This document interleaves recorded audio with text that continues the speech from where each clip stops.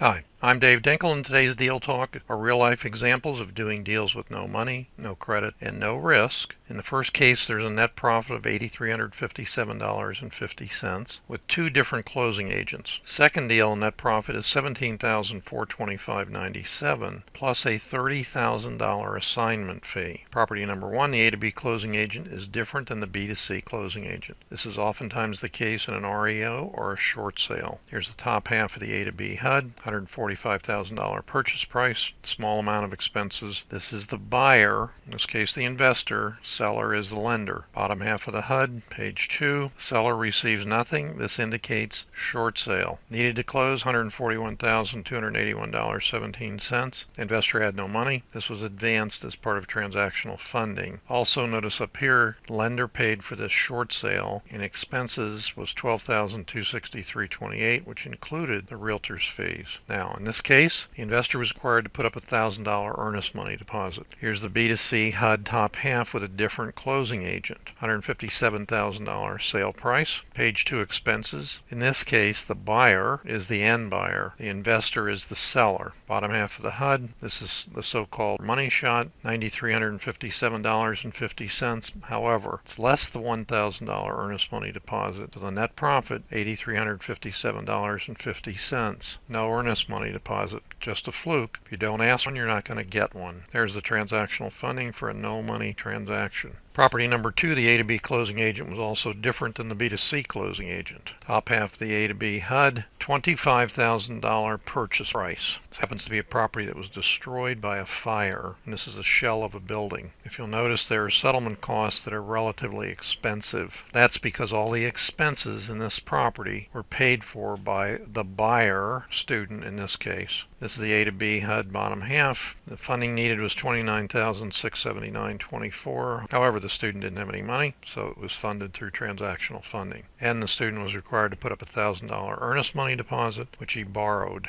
so he had no money in the transaction. If you notice on the seller's side, he received zero. Just so you remember, this also is a short sale. No money to the seller. Okay, so now we're going to look at the B to C HUD top half. You can see it's a different type of settlement statement. Sale price is $50,000. Purchased it for $25,000, sold it for $50,000. So let's see how he did or didn't do with it. Again, this is the buy side. What I want you to see most importantly is that on the buy side, the expenses on page 2 are $31,868.38. I'm going to show you why they're so very high. So the buyer needed $81,868.38 to close. Net profit after all expenses and everything was paid is $18,425.97 less the $1,000 earnest money deposit. So $17,425.97. But remember, there's a $30,000 assignment fee, which I'm going to show you in a moment. There's the transactional funding, no money deal. Now the end buyer was required to put in a $5,000 earnest money deposit. In the event he didn't close, he put in $5,000, student put in $1,000, would have made money $4,000 had the end buyer not even closed. So here's page 2 showing the assignment fee. There's what it says, assignment fee, $30,000. This assignment fee went to a second investor who found the end buyer. It's very large to put on the HUD. It's over $15,000, which is our usual cutoff. However, the end buyer wanted this property. He was a contractor, could completely rebuild the house. House is worth probably close to $300,000 when everything is said and done.